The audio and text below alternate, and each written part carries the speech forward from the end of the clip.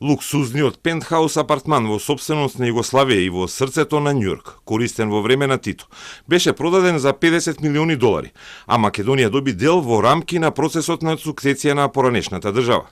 МВР тврди дека Фрчковски, како амбасадор во Светската организација во Њујорк, не ги уплатил сите пари, речиси 4 милиони долари, кои ги добила Македонија, туку 58.000 долари помалку. Преостанатите парични средства на сметката на постојаната мисија на Република Северна Македонија во Њујорк во износ од 58.721 долар и 72 центи од продажбата на сукцесискиот имот не ги уплатил на сметка на буџетот на Република Северна Македонија. Овие средства, незаконски, ненаменски, ги потрошил и постапил спротивно на 2 правилници и една интерна процедура на МНР. Незнаење во МНР и притисок кон критичарите.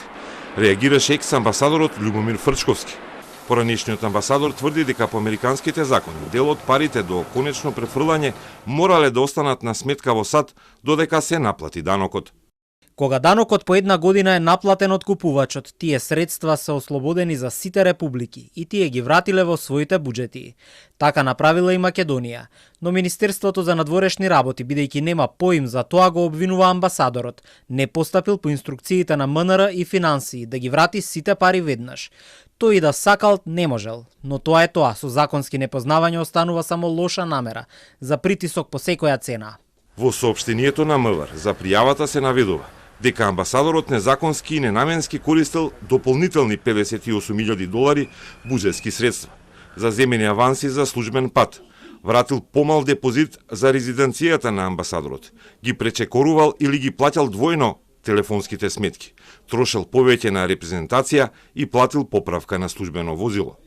Фрчковски пак враќа дека сите трошоци се исплатени согласно Законот за надворешни работи и подзаконските акти.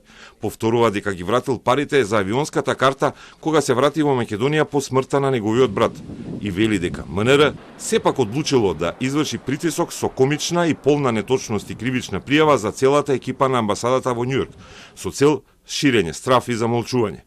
Покрај Фрчковски, за злоупотреба на околу 116.000 долари, осомничени се и тројца службеници во мисијата во Њујорк.